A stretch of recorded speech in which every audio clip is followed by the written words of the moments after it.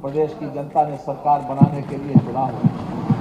हमारी सरकार का वर्ष 2017-18 से 2021-2022 का कार्यकाल हमारे माननीय प्रधानमंत्री श्री नरेंद्र मोदी जी और माननीय मुख्यमंत्री श्री योगी आदित्यनाथ जी के कुशल नेतृत्व में सफलताओं और प्रदेश के दीर्घकालिक व सतत विकास की नीतियों के प्रतिपादन और निष्पादन का रहा है। हमने प्रदेश में कानून का राज कायम किया, माफियाओं, गुंडों और दंगाइयों के आतंक से जन सामान्य को राहत दिलाई, प्रदेश में उद्योग धंधों को बढ़ावा दिया गया, आधुनिक तकनीकों के प्रयोग को शासन, प्रशासन और सामान्य जन के मध्य बढ़ावा दिया गया, अवस्थापना सुविधाओं में अभूतपूर्व विस्तार किया गया, चिकित्सा सुविधाओं विशेषकर कोविड-19 जैसी वैश्विक महामारी की चुनौती से निपटने और अन्य संक्रामक रोगों की रोकथाम और इलाज के क्षेत्र में विश्व स्तरीय कीर्तिमान स्थापित किए गए।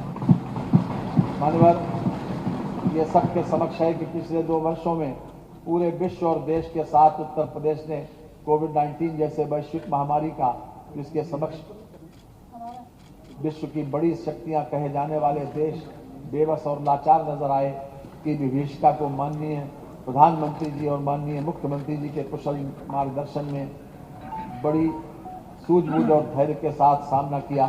प्रशासन तंत्र और हमारे देशव्यापी व प्रदेशवासी इस चुनौतीपूर्ण समय में कंधे से कंधा मिलाकर खड़े रहे। ऐसी परिस्थितियों में कई नेतृत्व की परीक्षा होती है।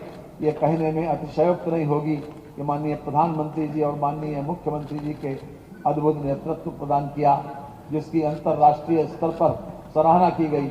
मैं इन दोनों उत्तम नेताओं को ये पंक्तियां समर्पित करता हूँ। वो पथ क्या, पथिक कुशलता क्या, जिस पथ में बिखरे शूल न हो, नाविक की धैर्य परीक्षा क्या, जब धाराएं प्रतिकूल न हो।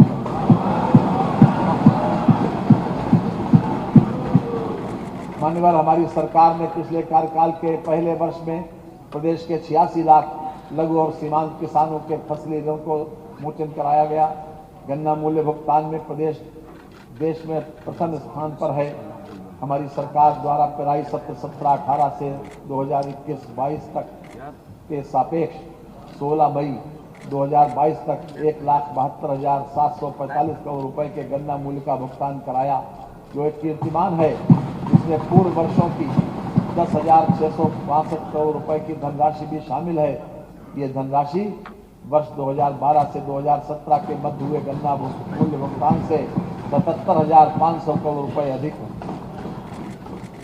प्रधानमंत्री किसान सम्मान निधि से 2.55 करोड़ किसानों को 6,000 रुपए वार्षिक आर्थिक सहायता दिलाकर उत्तर प्रदेश में प्रथम स्थान पर है।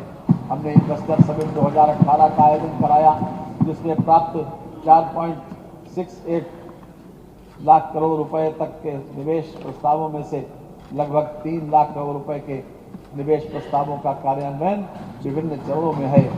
इन निवेशों से 5 लाख से अधिक रोजगार के अवसर सृजित हो रहे हैं। आगामी 3 जून को इन्वेस्टर समिट की तीसरी ग्राउंड ब्रेकिंग सेरेमनी में 75,000 करोड़ रुपए से अधिक के निवेश प्रस्तावों को धरातल पर उतारा जाएगा। कोविड कालखंड में औद्योगिक निवेश की गति को बनाए रखने हेतु विशेष हेल्प डेस्क संचालित किया गया। राज्य सरकार एक्सप्रेसवे, जल मार्ग, हवाई अड्डों तथा अन्य मल्टी मॉडल परियोजनाओं के माध्यम से विश्व स्तरीय बुनियादी ढांचे तथा निर्बाध कनेक्टिविटी के विकास को सुनिश्चित करते हुए त्वरित अवस्थापना विकास को बढ़ावा दे रही है। उत्तर प्रदेश 5 एक्सप्रेसवे वाला देश का पहला प्रदेश बन गया है। लखनऊ एवं वाराणसी में वर्तमान अंतर्राष्ट्रीय हवाई अड्डों तथा कुशीनगर में नवीन अंतर्राष्ट्रीय हवाई अड्डे के साथ ही जेवर में नोएडा ग्रीन फील्ड अंतर्राष्ट्रीय हवाई अड्डा और अयोध्या में मर्यादा पुरुषोत्तम श्री राम अंतर्राष्ट्रीय हवाई अड्डे के साथ उत्तर प्रदेश शीघ्र ही 5 अंतर्राष्ट्रीय एयरपोर्ट वाला देश का पहला प्रदेश बनने जाएगा। विभिन्न औद्योगिक परियोजनाओं जैसे medical device park, drug park, Dhanvantari health park, Amritsar Kolkata industrial corridor, IIT, GNL greater Noida, film city की स्थापना, mega food park, trans Ganga city, plastic city, garment park, logistics hub, apparel park, toy park, हस्तशिल्प पार्क, प्लेटेड फैक्ट्रियां, आदि के संबंध में द्रुत गति से कार्रवाई प्रचलित है। प्रदेश के सभी जनपदों के उत्पादों एवं पारंपरिक शिल्पों के समग्र विकास हेतु संचालित एक जनपद एक उत्पाद के प्रभावी क्रियान्वयन से प्रदेश से होने वाला निर्यात 88,000 करोड़ रुपए से बढ़कर 1.56 लाख करोड़ रुपए हो गया है। यह हर्ष का विषय है कि उत्तर प्रदेश एक उत्कृष्ट निवेश डेस्टिनेशन के रूप में उभरा है। इस दिशा में राज्य सरकार ने ease of doing business ranking में अभूतपूर्व प्रगति करते हुए देश में द्वितीय स्थान प्राप्त किया है। प्रदेश स्तर पर अंतर जनपदीय राशन कार्ड पोर्टेबिलिटी संचालित किए जाने के उपरांत भारत सरकार की one nation one ration card योजना के अंतर्गत प्रदेश में राष्ट्रीय पोर्टेबिलिटी की सुविधा माह मई 2020 से लागू है, जिसके अंतर्गत उत्तर प्रदेश के कार्ड धारक अन्य राज्यों की किसी भी उचित दर की दुकान से अपना खाद्यान्न प्राप्त कर सकते हैं। मई 2020 से मार्च 2022 तक अन्य राज्यों के 37,971 राशन कार्ड धारकों द्वारा उत्तर प्रदेश से तथा उत्तर प्रदेश के 8,99,798 कार्ड धारकों द्वारा अन्य राज्यों से अपना खाद्यान्न प्राप्त किया गया है। राज्य सरकार द्वारा अंत्योदय एवं पात्र गृहस्थी कार्ड धारकों को निःशुल्क खाद्यान्न के साथ साथ आयोडाइज्ड नमक, साबुन, चना एवं खाद्य तेल दिसंबर 2021 से मार्च 2022 तक निःशुल्क वितरित कराया गया, जिस पर लगभग 4,801 करोड़ रुपया का व्यय हुआ। इस योजना से प्रदेश के लगभग 15 करोड़ लोग लाभान्वित हुए। ये देश का विशालतम खाद्यान्न वितरण कार्यक्रम है, जिसका विस्तार अप्रैल 2022 से जून 2022 तक कर दिया गया है। प्रदेश के 15 करोड़ निर्धन व्यक्तियों को मुफ्त अनाज तथा 3 करोड़ मजदूरों को मार्च 2022 तक 500 रुपए प्रतिमाह का भत्ता और 98 लाख नागरिकों को 1,000 रुपए प्रतिमाह का भत्ता दिया गया। प्रधानमंत्री उज्ज्वला योजना के अंतर्गत उत्तर प्रदेश की 1.67 करोड़ महिलाओं को मुफ्त गैस कनेक्शन देने वाला देश का पहला प्रदेश बना। पिछले 5 वर्षों में प्रधानमंत्री आवास योजना के अंतर्गत प्रदेश के ग्रामीण एवं शहरी क्षेत्रों में 42,50,000 आवास स्वीकृत किए गए हैं। स्वच्छ भारत मिशन के अंतर्गत 2 करोड़ 61 लाख व्यक्तिगत शौचालयों का निर्माण कराकर उत्तर प्रदेश देश में प्रथम स्थान पर है। सौभाग्य योजना के अंतर्गत 1 करोड़ 41 लाख मुफ्त विद्युत कनेक्शन दिए गए। एंटी भू माफिया अभियान के अंतर्गत 64,398 हेक्टेयर की भूमि अवैध कब्जे से मुक्त कराई गई है। 2,471 आक्रमणकर्ताओं को भू माफिया के रूप में चिन्हित किया गया है। वर्तमान में 186 भू माफिया जेल में निरुद्ध हैं तथा 4274 आक्रमणकारियों के विरुद्ध कार्रवाई की गई है। पिछले 5 वर्षों के हमारे कार्यकाल में प्रदेश बीमारू राज्यों की श्रेणी से निकलकर देश की अग्रणी राज्यों में आ चुका। माननीय माननीय योगी जी की सरकार ने इस भावना के साथ काम किया है और कर रही है, और तभी हम ये दावा कर सकते हैं कि जब तलक भोर का सूरज नजर नहीं आता, काम मेरा है उजालों की हिफाजत करना, मेरी पीढ़ी को एक चिराग बन के जलना है, जिसका मजहब है अंधेरों से बगावत करना। कानून व्यवस्था सरकार की अपराध एवं अपराधियों के प्रति जीरो टॉलरेंस की नीति के अनुरूप प्रदेश की कानून व्यवस्था को अधिक मजबूत बनाए जाने एवं आपराधिक असामाजिक तत्वों पर प्रभावी नियंत्रण करने के उद्देश्य से कार्य योजना बनाकर अपराधियों के विरुद्ध कठोरतम विधिक कार्रवाई की जा रही है। दुर्दांत अपराधियों के विरुद्ध कार्रवाई के दौरान 159 अपराधी मुठभेड़ में मारे गए एवं 3762 घायल हुए। गैंगस्टर अधिनियम में 51,696 एवं एनएसए में 730 व्यक्तियों के विरुद्ध कार्रवाई की गई। प्रदेश स्तर पर 50 चिन्हित माफिया व इनके गैंग के सदस्यों सहयोगियों के विरुद्ध प्रभावी कार्रवाई कराई जा रही है। इसके अतिरिक्त जनपद स्तर पर विभिन्न प्रकार के माफिया चिन्हित कर, जैसे आपराधिक माफिया, भू माफिया, खनन माफिया, वन माफिया, मादक पदार्थ औद्योगिक शराब माफिया, शिक्षा माफिया, गौ तस्कर माफिया व अन्य माफियाओं के विरुद्ध कार्रवाई की जा रही है। महिलाओं एवं बालिकाओं के साथ घटित होने वाले अपराधों के प्रभावी रोकथाम हेतु मिशन शक्ति अभियान के अंतर्गत उत्तर प्रदेश पुलिस द्वारा अत्यंत प्रभावी कार्रवाई की गई। विधानसभा सामान्य निर्वाचन 2022 के अंतर्गत प्रदेश की 403 विधानसभा सीटों पर चुनाव निर्विघ्न एवं निर्विवाद रूप से सकुशल संपन्न हुए। चुनाव के दौरान पुलिस द्वारा सोशल मीडिया, डिजिटल वॉलंटियर एवं अन्य माध्यमों से प्रदेश में छोटी से छोटी सूचना का त्वरित गति से संज्ञान लेकर उन पर तत्परता पूर्वक कार्रवाई की गई, जिसके परिणाम स्वरूप कोई अफवाह बृहद रूप ले उससे पूर्व ही उस पर सकारात्मक निरोधात्मक कार्रवाई की गई, जिससे निर्वाचन के दौरान कोई भी बृहद घटना नहीं घटित हुई। प्रदेश ही नहीं बल्कि देश के अन्य राज्यों में भी इसकी सराहना की गई है।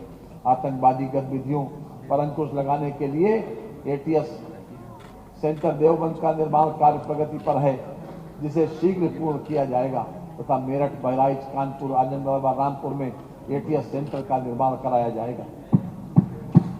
माननीय उच्च न्यायालय इलाहाबाद, लखनऊ खंडपीठ एवं जिला न्यायालयों राज्य सरकार द्वारा अधिसूचित किसी अन्य न्यायालय, मेट्रो, रेल, धार्मिक स्थलों विदिन ब्रैकेट अयोध्या, काशी, मथुरा, ऐतिहासिक स्थल ताजमहल, हवाई अड्डों, बैंकों, अन्य वित्तीय संस्थानों, औद्योगिक उपक्रमों, सामरिक एवं महत्वपूर्ण प्रतिष्ठानों आदि की उत्तम संरक्षा तथा सुरक्षा हेतु उत्तर प्रदेश विशेष सुरक्षा बल का गठन किया गया है, जिसके लिए 276 करोड़ 66 लाख रुपए की व्यवस्था प्रस्तावित है।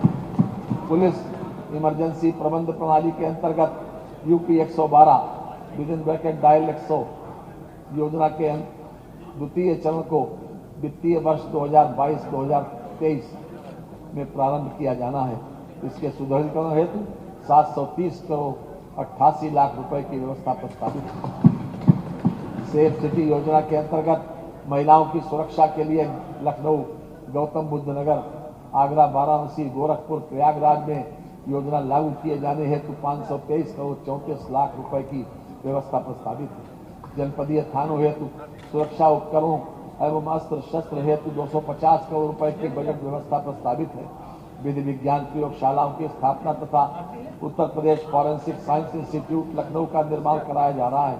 पुलिस के आवासीय भवनों के लिए 800 करोड़ रुपए, अनावासीय भवनों के लिए 800 करोड़ रुपए, नवसृजित जनपदों में पुलिस के आवासीय अनावासीय भवनों हेतु 300 करोड़ रुपए तथा नवसृजित जनपदों में पुलिस लाइन के निर्माण के लिए भूमि क्रय हेतु 65 करोड़ 70 लाख रुपए की व्यवस्था प्रस्तावित है।